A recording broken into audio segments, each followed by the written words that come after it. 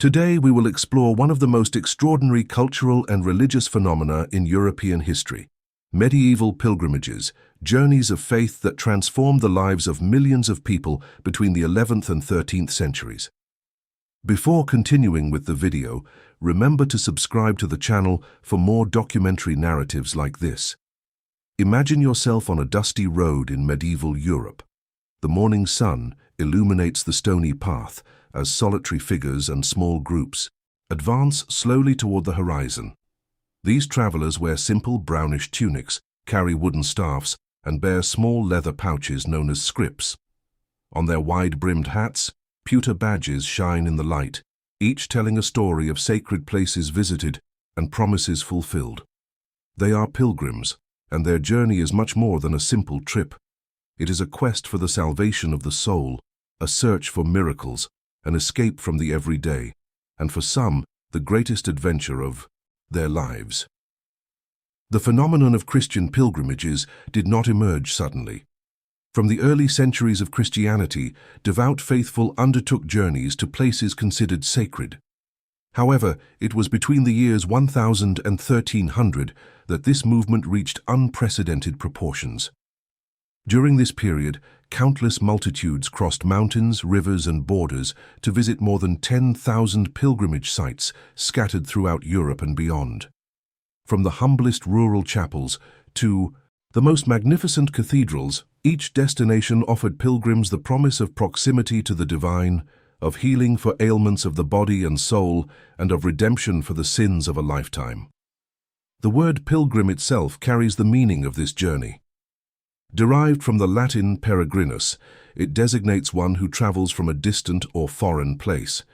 To be a pilgrim, therefore, it was necessary to leave behind everything that was familiar: home, family, friends, work, the security of the known.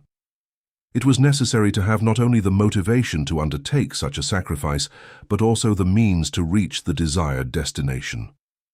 The combination of these factors created, at the beginning of the second millennium, what we might call a perfect storm, capable of driving an explosion in the number of pilgrims that would forever transform the cultural and religious landscape of Europe. Several elements converged to create this singular moment in history. First, the number of pilgrimage sites was growing rapidly. In addition to the major destinations such as Jerusalem and Rome, known since the early days of Christianity, countless smaller shrines were emerging everywhere. Each new saint's relic, each reported miracle, each mystical vision gave rise to a new stopping point for the faithful in search of divine grace. The multiplication of saints, recognized by the Church, and the dissemination of their relics through churches and monasteries created a veritable network of sacred sites covering the entire continent. At the same time, European economies were experiencing a period of significant growth. This economic development was financed by improvements in transportation networks across the continent. Roads were repaired, bridges built, and inns established along the main routes. Traveling, which had once been the almost exclusive privilege of the very wealthy, gradually became more accessible to people of more modest means. Distances seemed to shrink as the infrastructure expanded. There was also a third factor, of a more intangible but equally powerful nature. The approach of the 1000th anniversary of the birth of Christ had sparked speculation about a possible second advent. The end of times seemed imminent to many, and this eschatological expectation acted as a powerful catalyst for popular piety. When the year 1000 passed without the world coming to an end, many recalculated their expectations for the year 1033, 1000 years after the crucifixion. This atmosphere of religious anticipation combined with the other factors produced an unprecedented effect. The chronicler Raoul Glaber, writing around the year 1030, recorded this extraordinary phenomenon with evident astonishment. Although there were pilgrims before his time, he had never witnessed anything like what he now observed. Before the 11th century, pilgrims were a relatively uncommon sight on the roads. Such journeys were undertaken mainly by wealthy people, accompanied by personal retinues that guaranteed their safety and comfort.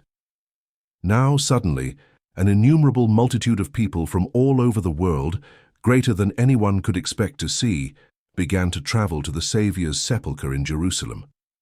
And it was not just barons and bishops among them, but also common people, peasants and artisans, men and women of all social conditions. Times were indeed changing. The explosion in the number of pilgrims becomes even more impressive when we consider the sacrifices involved in undertaking such a journey.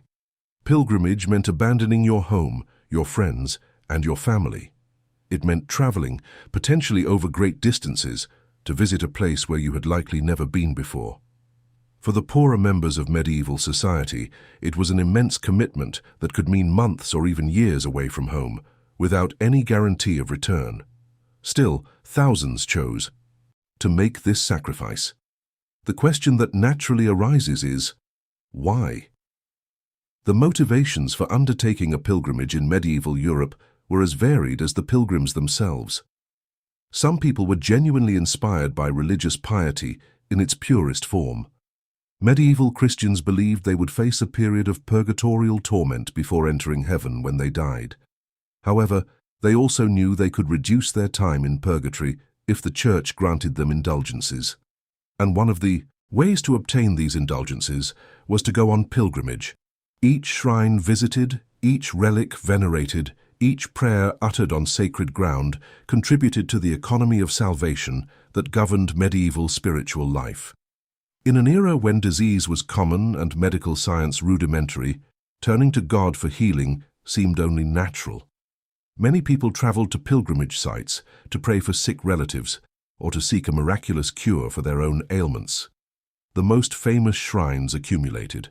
Records of hundreds, sometimes thousands of miracles, each documented by the guardian monks as proof of the power of the saint venerated there.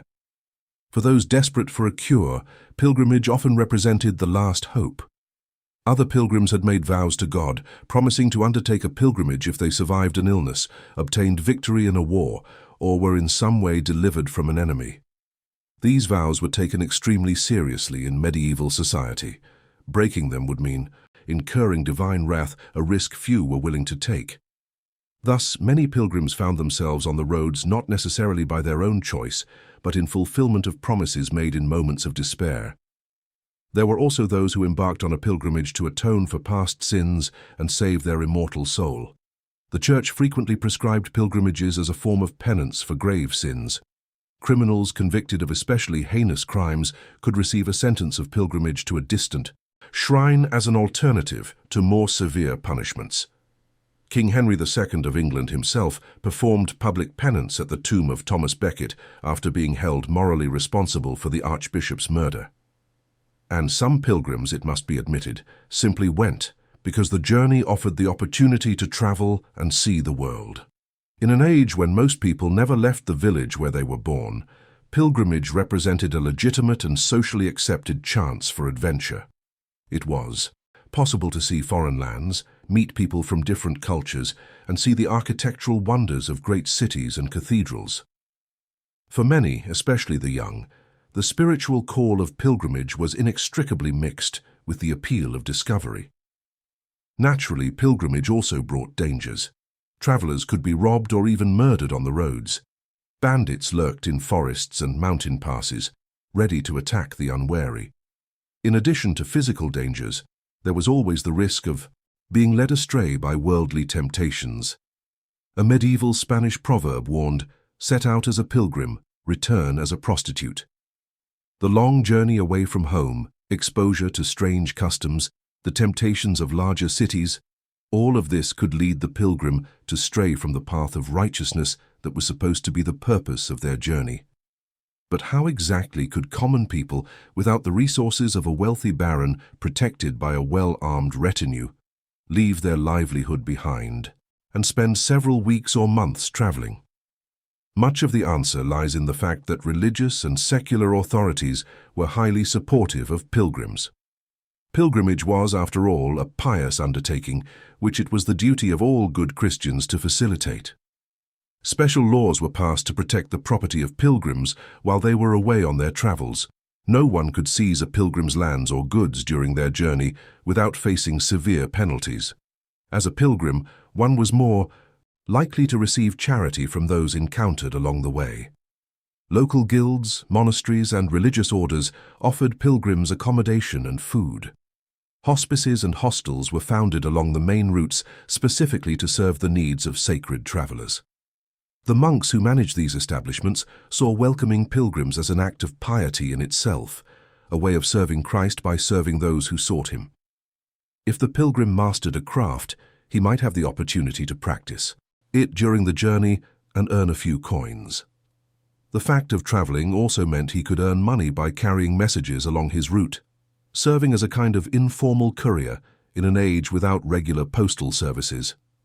Some pilgrims took a few goods with them to sell along the way, thus combining the spiritual journey with a modest commercial activity. But when all is said and done, life could be very difficult for a poor pilgrim.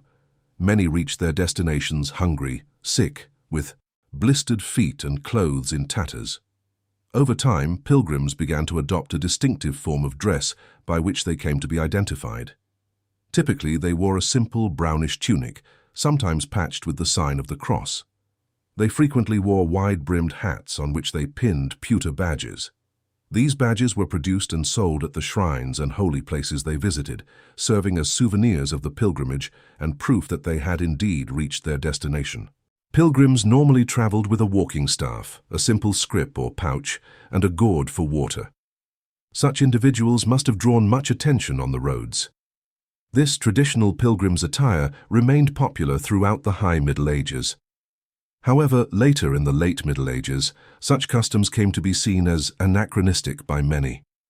By the time of Geoffrey Chaucer at the end of the 14th century, most pilgrims seemed comfortable traveling in their everyday clothes, without the need to visually distinguish themselves from other travelers. Chaucer's The Canterbury Tales presents a diverse group of pilgrims, each dressed according to their social position, from the knight to the miller, from the prioress to the wife of Bath. The ultimate destination for a pilgrimage was, without a doubt, the Holy Land and the various sacred sites found there. Perhaps the most sacred site in all of Christendom was the Holy Sepulchre in Jerusalem. There, it was possible to visit the Church of the Holy Sepulchre and see the very site of Christ's tomb. The stone at the entrance of the tomb had been rolled away during the resurrection. There, the pilgrim could touch the sacred rock, contemplate the holy tomb, and experience the very place where Christ had risen from the dead. The emotion of being in the holiest place of the Christian faith was often overwhelming. Pilgrims could also visit the Hill of Calvary, the place of the crucifixion, where the monks present would point out a stone stained with Christ's blood. Other sacred relics that could be seen in this extraordinary place included the head of Adam, the stone where Joseph of Arimathea had washed Christ's body after the crucifixion, the garden where the risen Christ had appeared to Mary Magdalene, the place where the true cross had been buried, and much more. Every site, every relic, every stone on the path seemed to pulse with sacred meaning. The pilgrimage route to Jerusalem was interrupted by the conflict between the Seljuk Turks and the Fatimid Arabs at the end of the 11th century. This represented a serious obstacle and very real dangers for pilgrims seeking to visit the Holy Land. In 1009, the Fatimid Caliph al-Hakim ordered the destruction of the Church of the Holy Sepulchre, an act that shocked all of Christendom. Political instability in the region made travel enormously difficult, and reports of mistreated or murdered pilgrims reached Europe with alarming frequency. This situation played an important role in the calling of the First Crusade in 1095, when Pope Urban II called upon the Christians of Europe to liberate the holy places from Muslim rule. For some pilgrims who managed to make the journey, the visit to Jerusalem was an overwhelming spiritual experience. A notable example is that of Marjorie Kempe, the daughter of a merchant from King's Lynn who lived at the turn of the 15th century. She had led a fairly ordinary secular life before a spiritual experience inspired her on a more pious path. Marjorie became a mystic after receiving visions during a period of mental suffering that followed the birth of her first child. Throughout her life, she would have 14 children, but her religious devotion never diminished. In 1413, inspired to make the great pilgrimage from England to the Holy Land, Marjorie set out on a journey that would take her across Europe to the Middle East. Although the Holy Land was in Muslim hands at this time, Christian pilgrims were still permitted to visit the holy sites by paying fees to the local rulers. Marjorie travelled first to Venice, where she spent 13 weeks awaiting sea transport. From Venice, she sailed to Jaffa and then made the journey overland to Jerusalem, part of the journey mounted on a donkey. When Marjorie first sighted Jerusalem, she thanked God with all her heart, asking him for mercy, and that, just as he had brought her to see this earthly city of Jerusalem, he would grant her the grace to see Jerusalem, the blessed city above, the city of heaven. She nearly fell off the donkey she was riding, so overcome was she with the joy and sweetness she felt in talking with the Lord. 2 German pilgrims came to her aid and held her steady. One of them was a priest and placed spices in her mouth to comfort her, believing she was ill. When Marjorie visited the hill of Calvary, she fell to the ground, overcome by an ecstatic vision of the crucified Christ. Her emotion was so intense, her cries and weeping so disturbing, that they frequently annoyed the other pilgrims traveling with her. Indeed, throughout her entire journey, Marjorie was often abandoned and criticized by her traveling companions because of her extreme emotional behavior and her insistence on constantly talking about God. They refused to eat with her, stole her money, and mocked her clothes. Still, she persisted in her devotion. So powerful was the call of pilgrimage that it could inspire a devout merchant's daughter to travel across Europe to the Middle East. The journey would take her away from her home and family for nearly 3 years. After visiting Jerusalem, Marjorie returned to Italy, visiting Assisi and then Rome, where she stayed for several months. Like many other medieval English pilgrims, she stayed at the Hospital of St. Thomas of Canterbury in Rome, a hospice founded in 1362 specifically to welcome English pilgrims. Before this, pilgrims were often placed in deplorable conditions, sometimes in places infested with rats. Not all pilgrims to the Holy Land, of course, travelled in such modest conditions as Marjorie. In the summer of 1392, Henry Bolingbroke, who would later become King Henry IV of England, travelled to Eastern Europe, hoping to join the Teutonic Order in a crusade against the pagan Lithuanians. However, when he arrived, he discovered that peace had been agreed upon and there was no war to fight. Not wishing to lose prestige over a wasted trip, Henry decided to set out on a pilgrimage to the Holy Sepulchre in Jerusalem. Henry's pilgrimage would take until January 1393 to complete. On his journey, he visited the courts of Prague, Hungary, and Vienna before reaching Venice to be entertained by the Doge. From Venice, Henry set out by sea for the Holy Land, eventually reaching Jerusalem. He was the first member of the English royalty to set foot in the Holy Land since Edward I, and the first of all to visit the Holy Sepulchre itself. Henry naturally travelled with an extensive, well-armed retinue. Being an important dignitary, he was guaranteed to be well received and entertained by the nobility of each land through which he passed. His pilgrimage experience was, therefore, considerably more comfortable and free from danger than that of someone like Marjorie. In addition to the Holy Land itself, Rome became a fundamental attraction for pilgrims. The Eternal City was significant largely because of the many different relics housed in its churches and shrines. The number of these relics increased considerably as the Middle Ages progressed. Each new acquisition, whether by donation, purchase, or more questionable means, increased the prestige and drawing power of the city. Rome housed the tombs of the apostles Peter and Paul, the chains that had bound St. Peter, fragments of the true cross, and countless other sacred relics.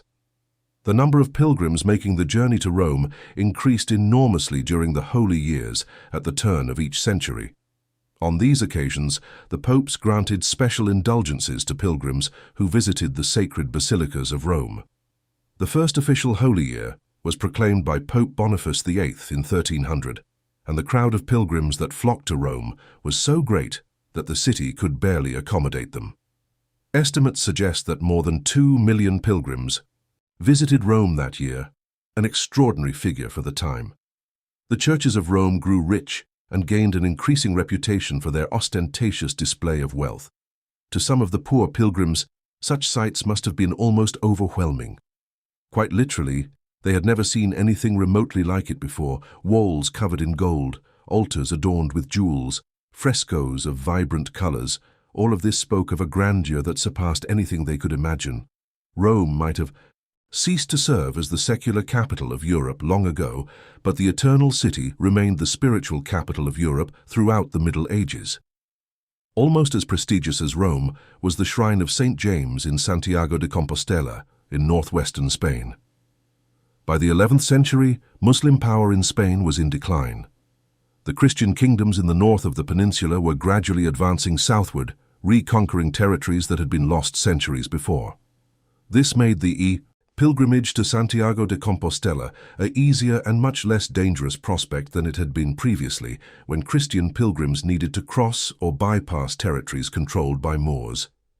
St. James, or St. James the Greater, emerged as the patron saint of Spain, as the Spaniards had frequently invoked the aid of this saint in their wars against their Muslim neighbors.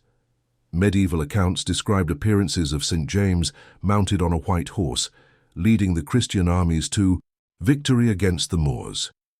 All of this had enormously increased the reputation of St. James as a martial saint, a celestial warrior who protected the faithful. The idea of St. James as a soldier saint is not immediately obvious. The real St. James had, after all, been a fisherman before becoming an apostle. This discrepancy was even pointed out by a perplexed visiting Greek bishop, who was fortunately reassured after apparently receiving a vision of the saint himself. St. James acquired the reputation of acting as an intercessor for those guilty of even the gravest sins. Such sinners would be instructed to make the pilgrimage to his shrine, perhaps as the only means by which their souls could be saved. The Way of St. James, as the network of routes leading to the city was known, became one of the most important pilgrimage routes in all of Christendom. In France itself, there were 4 main routes towards Spain, each starting from a different city and passing through significant pilgrimage sites along the way. It became a tradition to bring back a scallop shell as a mark of this pilgrimage. These shells were sold in the local market, and over time, cast in lead and sold as badges for pilgrims to wear on their hats. The scallop shell became so closely associated with the pilgrimage to Santiago that it came to symbolize pilgrimage in general. To this day, the scallop remains the symbol of the Way of St. James, marking the route and identifying those who walk it.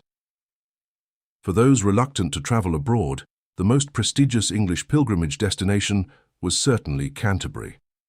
Canterbury Cathedral and its shrine to the martyred Archbishop Thomas Becket attracted a constant stream of pilgrims. Thomas Becket had been murdered in the cathedral on December 29, 1170, by 4 knights who believed they were carrying out the wishes of King Henry II. The king had come into conflict with the archbishop over the rights and privileges of the church, and in a moment of frustration had exclaimed words that were interpreted as an order to eliminate the obstinate prelate. Becket's murder shocked all of Christendom. Here was an archbishop, killed at the altar of his own cathedral, apparently by order of the king. Almost immediately, miracles began to be reported at the martyr's tomb. Pilgrims flocked to the site, and within just 2 years, in 1173, Becket was canonized by Pope Alexander III. In the first 10 years after his death, more than 700 miracles of healing were recorded at his tomb, the largest collection of miracles in the Middle Ages. The shrine itself was truly magnificent. In 1220, Becket's remains were transferred from their original tomb in the crypt to a new shrine built especially in the Trinity Chapel, behind the high altar.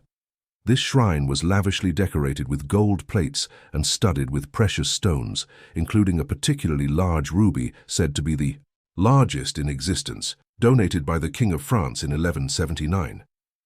The golden casket was placed on a pink marble base with prayer niches raised on 3 steps. An impressive sight indeed for a poor pilgrim. Visitors could buy small sacred containers containing holy water mixed with a tiny drop of the martyr saint's blood. These sacred containers were said to have beneficial healing powers, and pilgrims took them home as precious relics. It was also possible to buy pewter badges as souvenirs, depicting scenes and images of the martyr's death. With 200,000 visiting pilgrims per year at the peak of the shrine's popularity, the income for the cathedral was significant. The cathedral opened its doors at 5 in the morning in the summer and 6 in the winter to admit pilgrims, and most came during the morning before lunch. The second most popular holy site in England was the Priory of Walsingham in Norfolk. The history of Walsingham dates back to 1061, when an Anglo-Saxon noblewoman named Lady Richelde de Faverges is said to have experienced a series of visions of the Virgin Mary. In these visions, Mary showed Richeldes the house in Nazareth where the Holy Family had lived, and where the angel Gabriel had announced to her that she would conceive the Son of God. Mary instructed Richeldes to build a replica of this holy house in Walsingham in commemoration of the Annunciation. A small wooden hut was built based on this vision, and it quickly became an object of devotion. Around 1153, a priory of Augustinian canons was established alongside the Holy House to care for the shrine and accommodate the growing number of pilgrims. Over time, Walsingham grew to become one of the most significant pilgrimage destinations in all of Europe, rivaled only by Jerusalem, Rome, and Santiago de Compostela. It was known as the Nazareth of England, a place where the faithful could experience a special connection with the Virgin Mary and the Holy Family. Pilgrims visiting Walsingham went through a long religious ritual experience. They first arrived at a small chapel about 1.5 miles away, known as the Slipper Chapel. There, after praying, they removed their shoes and made the rest of the journey barefoot as a sign of humility and penance. Upon arriving at the priory, they made an offering before kissing the finger bone of St. Peter. Next, they visited the sacred hut of Nazareth for more prayer and meditation, perhaps drinking from one of the 2 sacred wells present there. It was said that drinking from the sacred waters had the power to grant the pilgrim what he or she truly desired. Finally, pilgrims visited the holy shrine of the Virgin Mary herself, where they paid respect to the priory's most sacred relic, the holy milk of the Virgin Mary. Every king of England from Henry III to Henry VIII came to Walsingham on pilgrimage. Henry VIII visited the shrine in 1511, and it is said that he walked the last mile barefoot, demonstrating his devotion to the Virgin Mary. It is a cruel irony that it would be this same king who would order the destruction of the shrine less than 3 decades later. As in Canterbury, the Priory of Walsingham generated a huge income from visiting pilgrims. It is necessary to note that shrines and churches capable of attracting a significant number of pilgrims became very wealthy. This wealth was often spent on luxurious decorations in the form of gold and jewels to embellish these places. And this naturally had the effect of making the pilgrimage site even more prestigious, impressive, and thus attracting even more pilgrims. It was a virtuous cycle of piety and prosperity that benefited both the church and the communities living along the pilgrimage routes. Of course, the worldliness implied by such ostentatious displays of wealth could be interpreted as a sign of greed and perhaps even corruption. Few, however, criticized or even questioned the phenomenon during most of the Middle Ages. The accumulation of wealth by shrines was seen as proof of their holiness, not as evidence of avarice.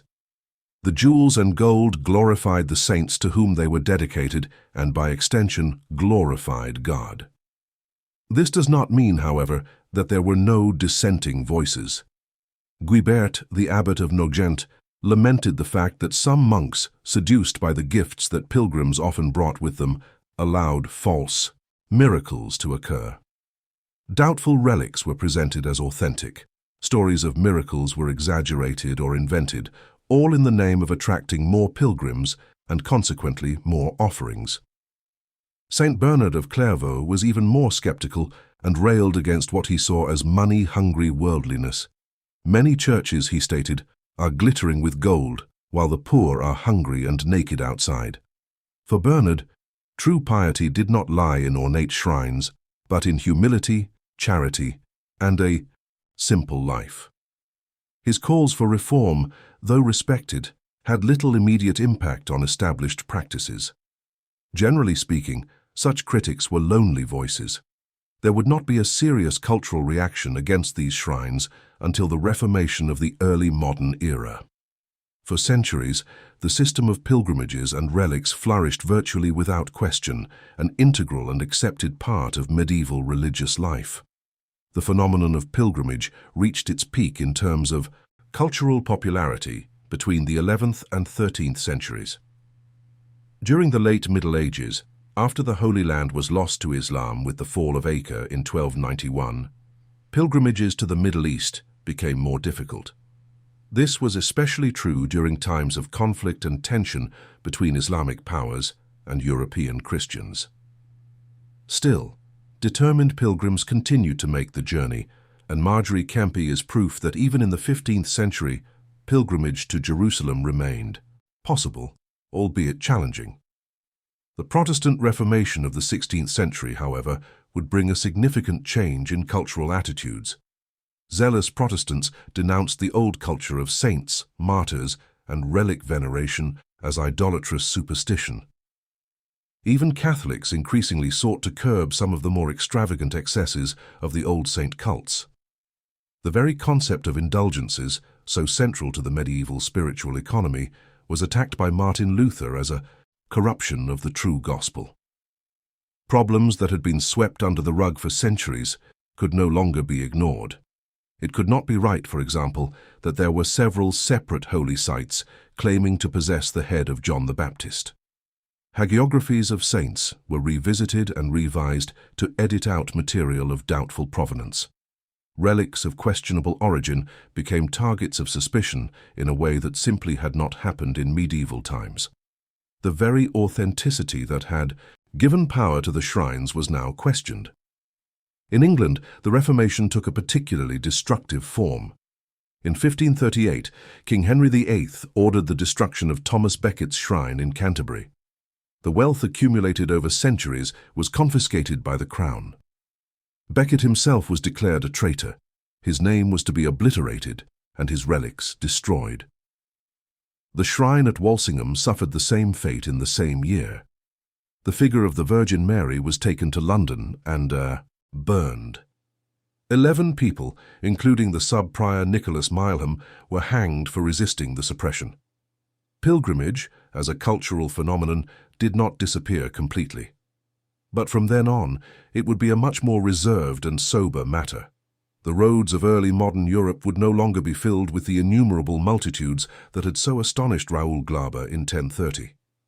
The great medieval shrines, with their gold and jewels, their miraculous relics, and their crowds of pilgrims, belonged to an era that had come to an end. However, the legacy of medieval pilgrimages endures to this day. The routes that pilgrims traveled centuries ago still exist, and many have been preserved and restored.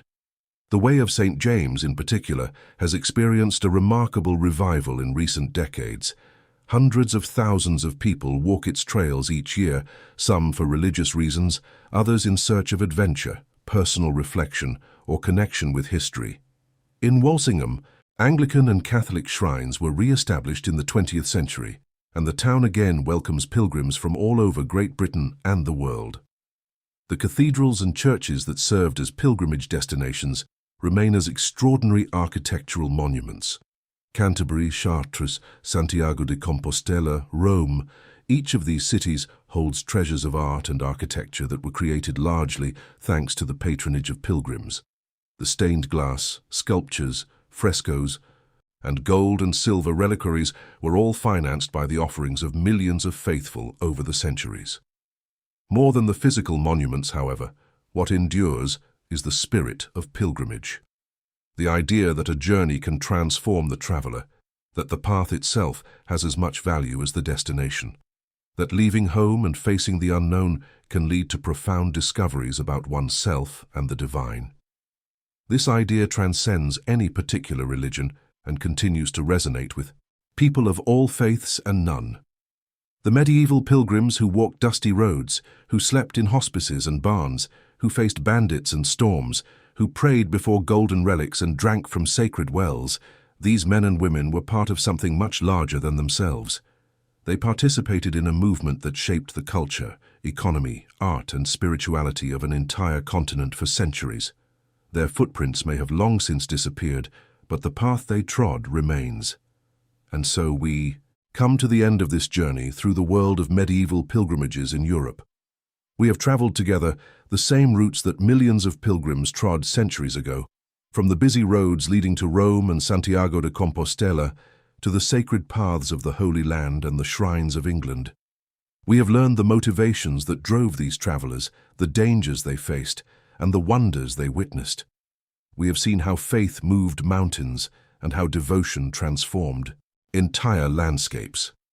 If this narrative has touched your heart and sparked your curiosity about the past, if you felt something of that same pull that led millions of people to leave their homes in search of the sacred, then consider becoming part of this community of history explorers. Just as medieval pilgrims left marks on the roads they traveled, you can leave your mark here. Subscribe to this channel and join us on this continuous journey of discovery. Leave your comment sharing your reflections, your questions, and your own stories of travels and personal quests. And if this documentary has illuminated your path in some way, like this video so we can continue bringing narratives like this. After all, just as medieval pilgrims found companionship and support in one another along their journeys, we too build something together, a community of curious people who seek to understand the world through its stories. Thank you for walking with us this far. Until the next journey.